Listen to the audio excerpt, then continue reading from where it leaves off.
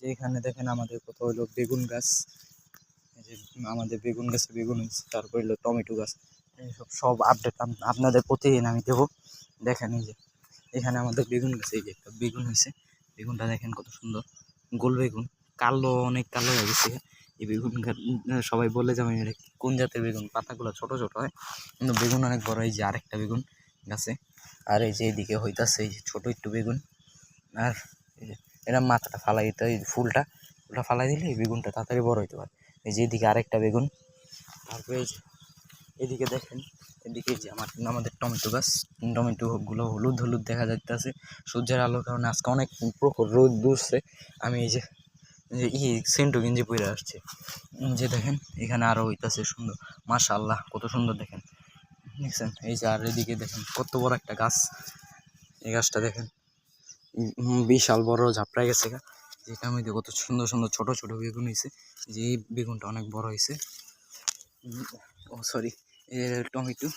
তারপর এদিকে আরো দেখেন টমেটো গাছ কত, এই যে আজকে রোদের কারণে সব গেছে, নেতায় বসছে সব গাছগুলো।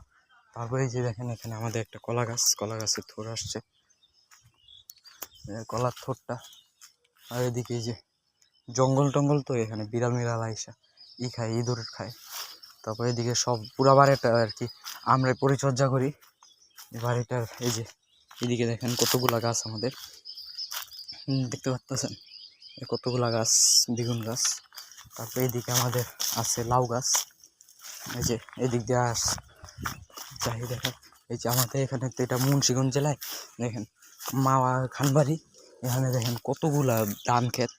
এখান থেকে একবারে কান্দিপাড়ার ওই যে দেখতে যত দূর চোখ যায় অত দূর পর্যন্ত হইলো আপনার ক্ষেত আর ক্ষেত, ধান ক্ষেত।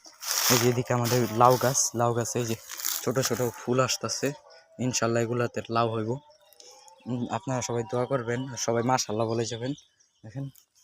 আর এদিকে আমাদের আরও কতগুলা গাছ, এই যে গাছগুলা রোদের কারণে একবার নেতায় গেছে সব গাছ।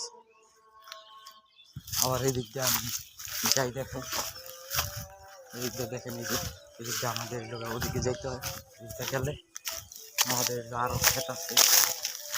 আমরা কৃষি কৃষি বিশেষজ্ঞ, আমরা সব আর কি কৃষি আপডেট আপনাদের প্রতিদিনের জন্য দেখাবো। তারপরে এই যে এদিক দিয়ে দেখেন